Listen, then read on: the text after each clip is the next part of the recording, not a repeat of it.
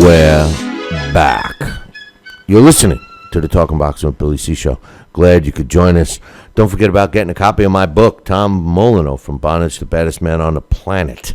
Looking for a signed copy? Visit our website, www.billycboxing.com. Click the book club section and follow the directions. Just make sure under the notes that you put what you want it to say when I sign it for you. Now, if you don't care about a signed book, then go right now up to Amazon.com or BarnesandNoble.com and get yourself a copy. And FYI, I was informed by the publisher that mid-November, I guess, it'll officially be up on Kindle and all those other sites that you don't actually get a book, that you download. So second week in November, I think they said, by the 15th. So for everyone waiting for that, you don't have to wait that much longer, another month, I guess. Joining us right now, and he'll be giving us his three favorite fights, break them down, and his predictions, Daxx Khan. What's up, Dax? And I'm here. And he's here. And he's back. And what's going on tonight?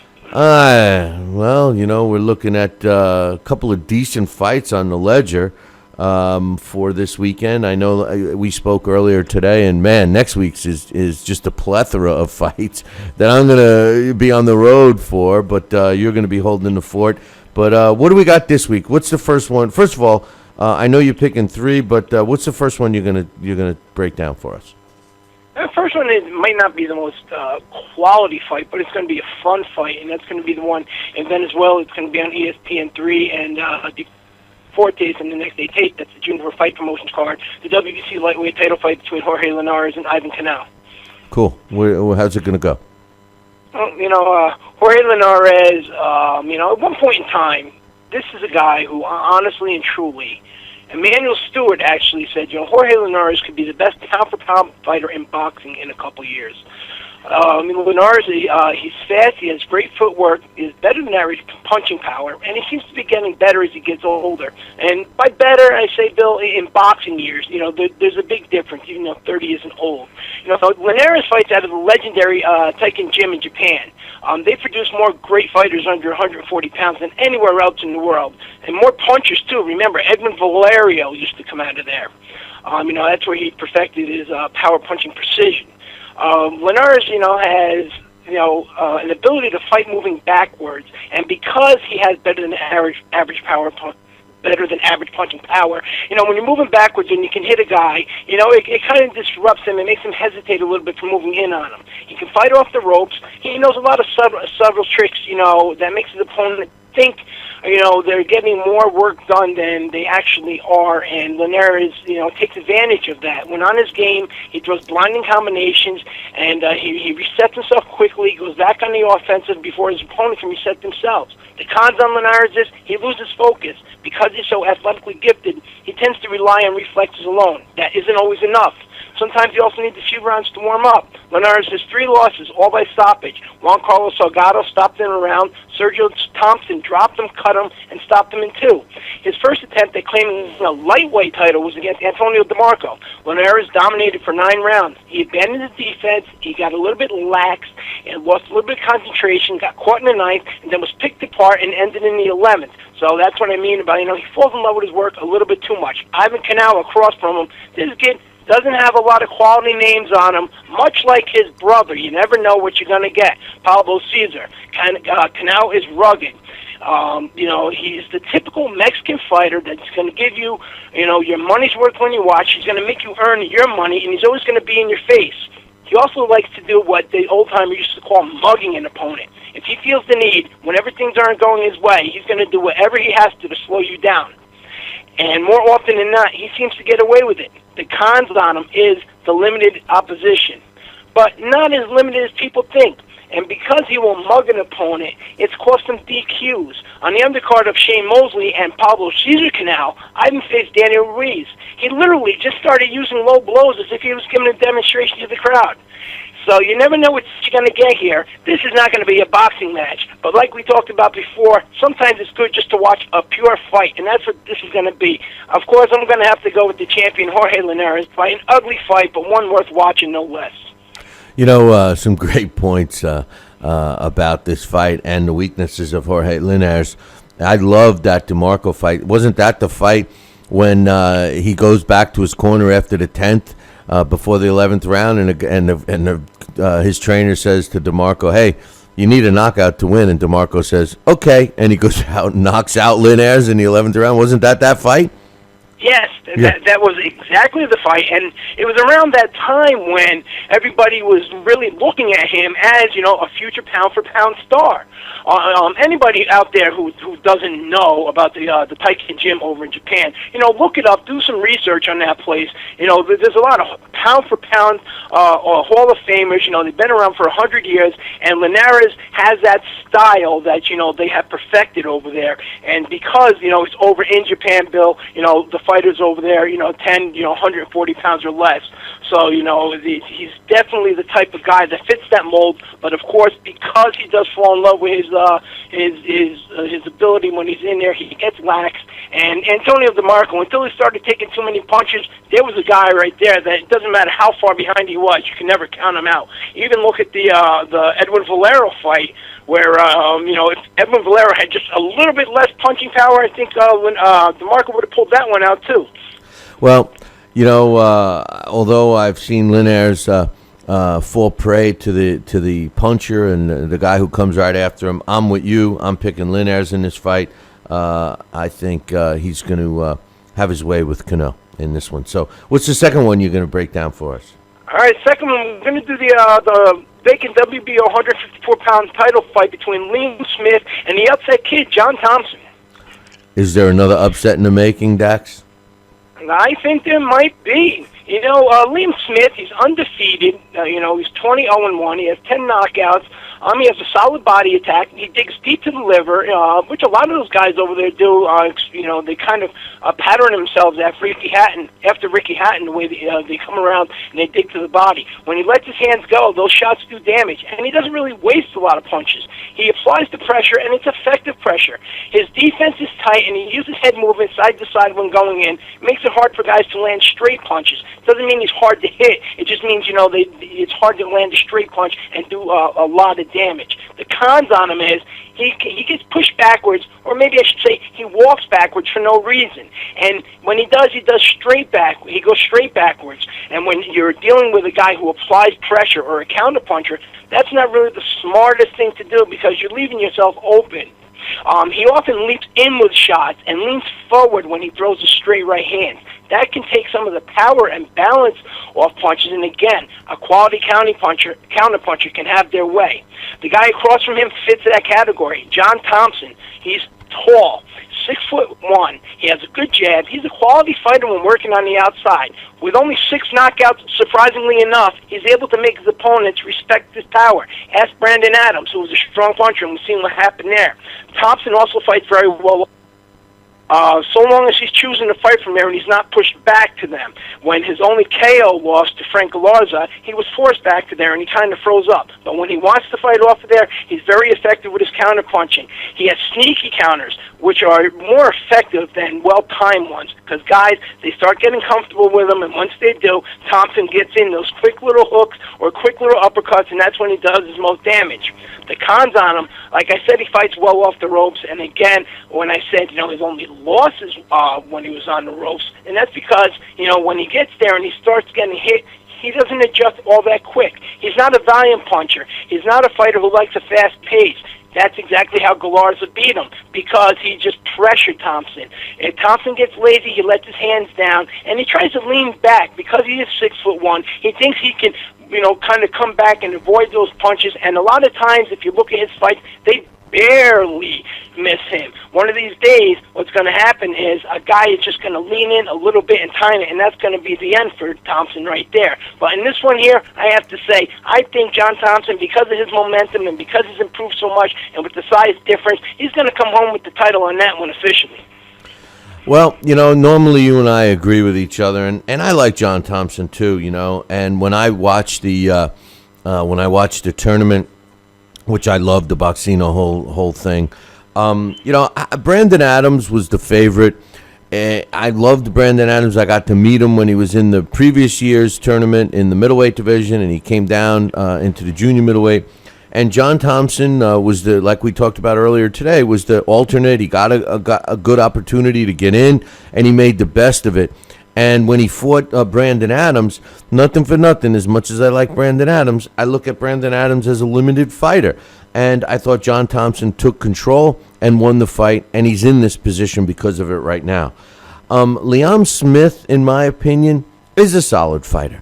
I agree with exactly the point you made. I mean, some of his problems is and if he's fighting in the United States, by moving backwards sometimes, even if he incorporates that, if he institutes that himself, instigates that, I should say, not institutes, sometimes the judges will go against a fighter that's moving back, give the aggressiveness towards his opponent. But in this case, I think that he's the more talented fighter, even though he's given up some height and reach. And the fact that he's kind of at home, he is at home, I'm going against you, brother. I'm picking Liam Smith in this fight, and I think that it's going to be a close fight. It's going to go the distance, and Smith is going to squeak out a victory that may even be crying. You might hear some cries for a rematch afterwards. So I'm against you on that one. I'm going with Smith. If this was 2 fights ago, I would have not picked him. If this was, forget about the Brandon Adams fight. That's not what really impressed me with John Thompson. It was the Skarahad fight. Stanislav, who kind of similar to a Liam Smith in many ways, and Thompson knew how to dig deep, and he's improved since then. So that's why I'm going with him. But the next one here is that this is my favorite fight of the week, and that's Terry Flanagan against Diego Magdaleno for the WBO lightweight championship.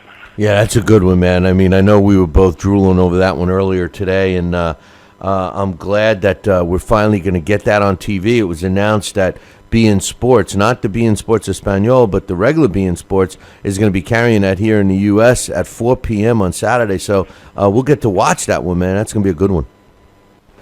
All right, we'll start out here, obviously, with the champion, Terry Flanagan. The pros on him, he's tall with a long jab. He has good quality boxing ability from a distance. He's an accurate puncher. He doesn't swing wild or waste energy. He knows he doesn't possess a KO punch, so he ties opponents up on the inside to neutralize their attack. May not be the most exciting method of avoiding danger, but it's effective. So far, so effective, it's worked 28 times. Khan, those 28 wins are a bit of a smokescreen. He has wins over former lightweight champion Nate Campbell, who was nowhere near his prime, and then an undefeated Jose Zapata, where he won the vacant WBO title. But both those wins by stoppage were due to injuries, not because of anything Terry Flanagan did. Nate hurt his hand, Jose dislocated his shoulder. Other than that, Flanagan's entire career is based off winning the prize fighter tournament in 2012. That was 3 years ago. Same year, he beat opponents with a 2-39 and a 6-116 record.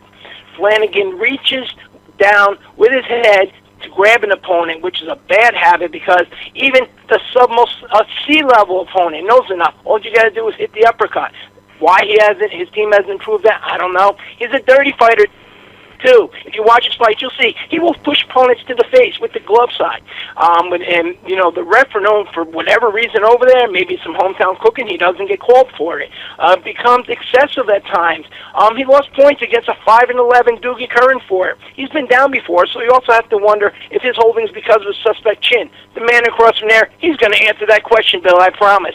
Diego Magdaleno, the pros on him is relentless pressure and combination punching. Diego has one speed, turbo, nonstop. Aggressive, and it's effective aggressiveness. He punches with both hands, nonstop, works the body and the head continuously. No rest for any one of his opponents. He has these odd feints that work, not like guys who use the shoulder. He gets guys to fall for it all the time. He has this two-handed feint where he acts he's going to throw both punches at once. Guys almost look confused. And once they sit there and flinch, he lets loose those hooks to the bodies. 4, 5, and 6 punches in a row. He doesn't follow opponents without making them worry about something coming at them. So if you're going to try and avoid him, and you're going to try and regroup yourself, you're going to try and look for some real estate, he's not going to let you have it. He's not a big puncher, but the relentless punching is what really gets to him. He concentrates on the real estate.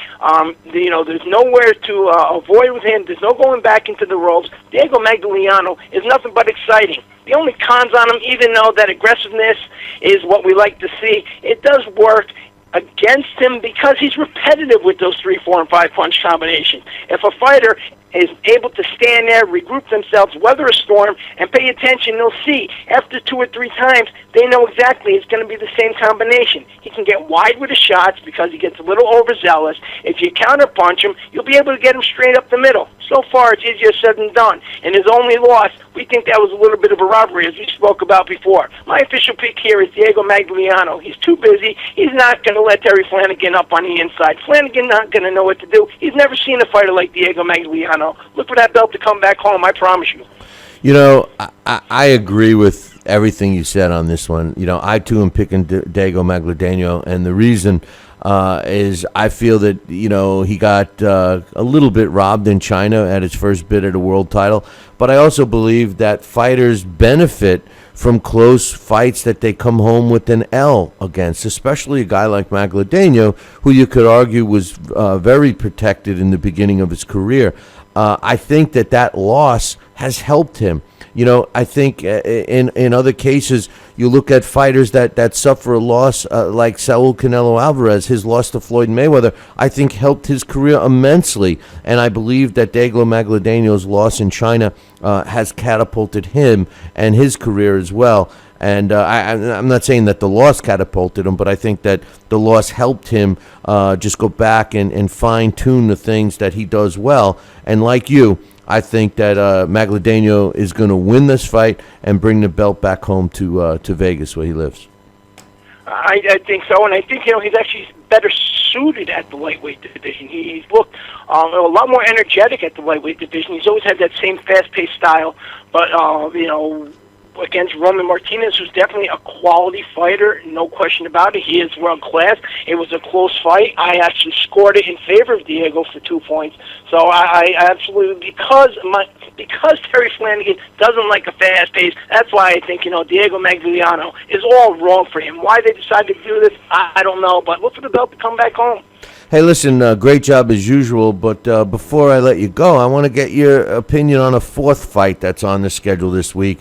It's going to be on NBC Sports Net, and it's a rematch, Gabe Bersario going up against Danny O'Connor. Now, I know that we've both gotten to see both of these fighters ringside, and, you know, they're different style fighters.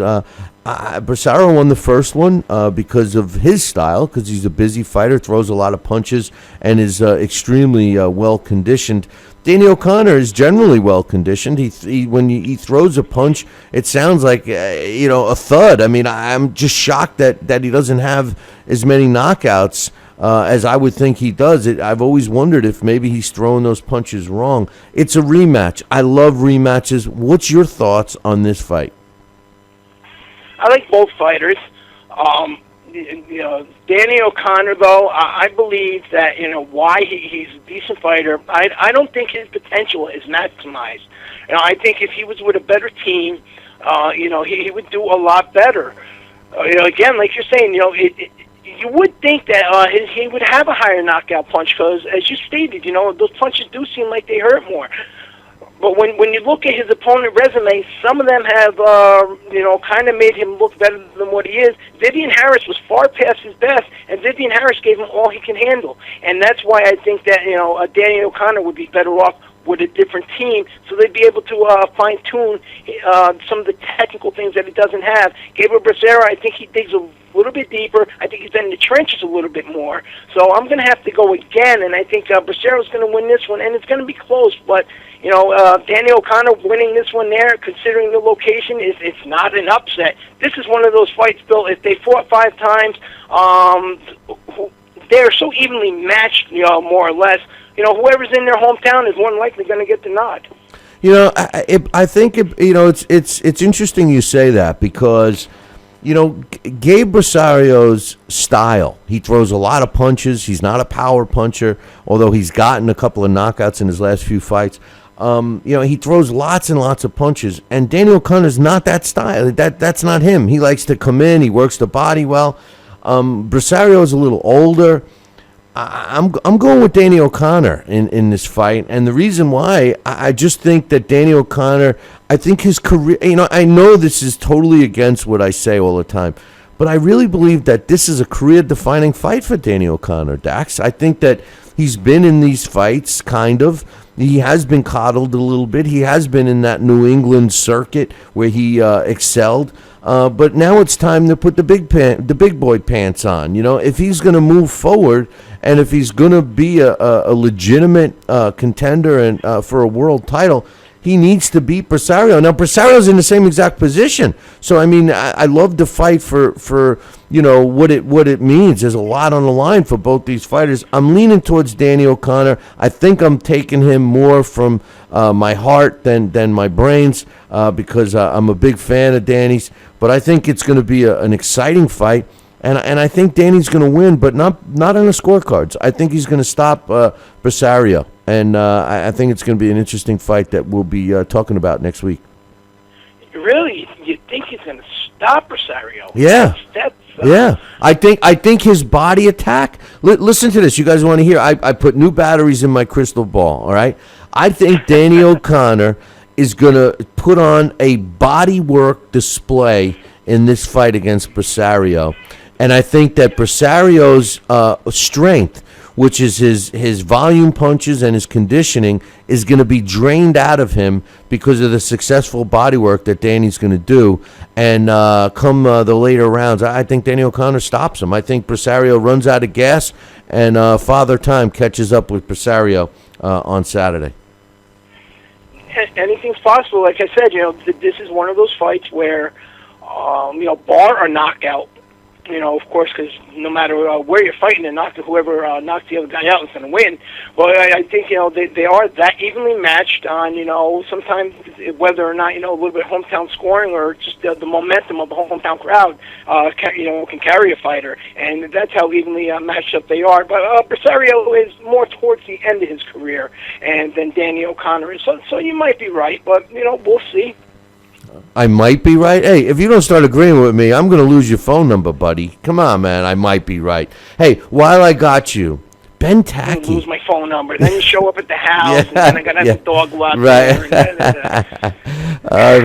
there. Ben Tacky, man, what's up with this? Why? I just want to ask you why. I don't know. You know, this is his third fight in 5 years. He's lost 6 of his last 7. You know, why? I know. That's the big question. I mean, seriously, that's all you can say. You're kind of like, why? You know, another guy, you know, cut from the same cloth, sort of, from the same area, Joshua Clottey. You know, another guy who at one point in time was really making noise, was really going to be something in the sport, and then he faded out, and then he comes back, and he's fighting these lower-level guys, or he's kind of becoming an opponent, and you're like, why? Well, Joshua Clottey never really got beat up bad. I mean, Ben Tacky, if I recall, I remember watching him, and I'm thinking it was Ricky Hatton that just was beating the snot out of him, and it was over then. They were saying, "Oh, Ben Tacky, you know," and he was such a good fighter, and then he aged so quickly, and you know, next thing you know, he's out of the sport. Now all of a sudden he's coming back in his 40s. I'm just wondering, he had a lot of mileage on him then. I mean, does a fighter, do you think this, in his case, do you think the rest made him think that, you know, he can compete again? Or do you think it's a financial, necessity that's forcing him? I mean, again, my question is the same one you threw back at me, bro. Why? It could be. I don't think Ben has ever, you know, made a big payday. Ben has always more or less been the type of fighter where he's always going to put on a good show.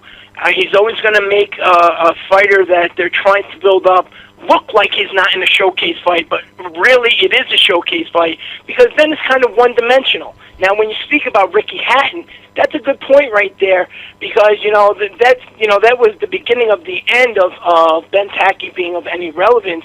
But then again, when you look at that point in time in Ricky Hatton's career, we were talking about body punching. Ricky Hatton, you know, one of the best body punchers, and, you know, you get beat up to the body, that could take a lot out of somebody. And one of the worst things, which a lot of younger fans don't seem to understand, Bill, is it's often worse to go and take a 12 or, you know, back in the day, a 15-round sustained beating and stay on your feet that will shorten a career a lot worse than, getting cold or getting caught with a nice liver shot and being stopped after, 4 or 5 rounds will. Yeah, no, you're 100% right, my man. Well, listen, great insight, and looks like we're at opposite sides on a couple of fights this week, so that always makes it interesting. And we'll be looking forward to your thoughts on Monday. That's something interesting I want to ask you while I got you on the phone here in front of the fans. The last week, the Jose Pedraza fight was, the scoring on that was awful. And, we complain a lot now about judges and the judging and how we always have one judge that seems to get it way off compared to the rest, or maybe two. And, a lot of times, especially, doing research on stuff, and especially when we were all working on the book, is when, I spent a lot of time looking at scores, whether it be newspaper decisions or reporters or just eyewitness events, and just seeing the varies of how they are. And I was talking to somebody the other day who was looking at this collection, this poster I have from way back in '97, where Kid Gavilan signed this poster for me, and I was he was asking me about his career, and I was showing him some stuff, and we were looking at BoxRec, and I'm looking, even back then on, a lot of these guys' biggest wins, including Ray Robinson, some of these guys, these judges, there was always that one judge who had things way off. I'll just throw one fight out there real quick. In 1954, when he fought Bobo Olson, and he lost by a majority decision, one judge had it 141-17 in favor of Olson. Another one had it 139-147 in favor of Olson. Then you had one that had it 144-144 even.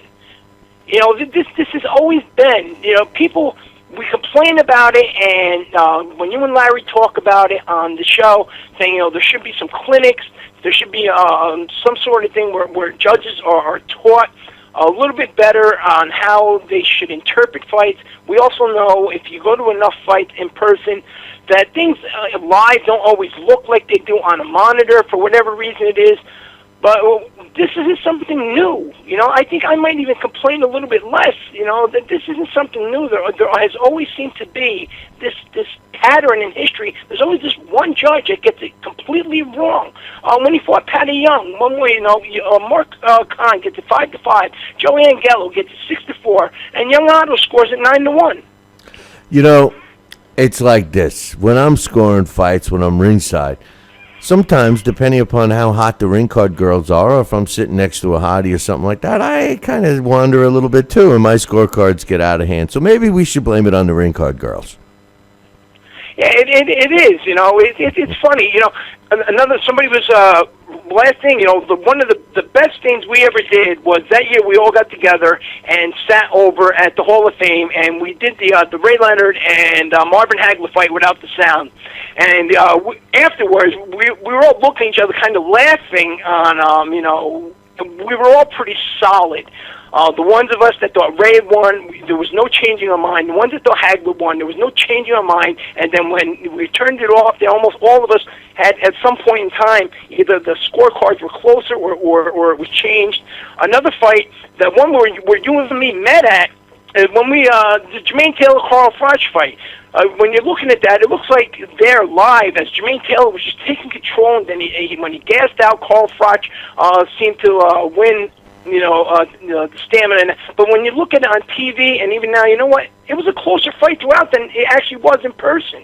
Yeah, well, that happens all the time. That's why, when you're sitting there, and the three angles from the judges clearly are different. If a guy can't see if a punch landed or not, and the other two can, I mean, that definitely will dictate the difference in the scorecard. You hope that that's the reason, Dax, and it's not other ones. But anyway, listen, I got to take a break, and we'll be looking forward to your thoughts on Monday when we return, my man. All right, absolutely. Everybody enjoyed the fights this weekend. Have a good night. All right, Dax. That's Daxx Khan. You can check out his column up on BillyCBoxing.com. I'll be back.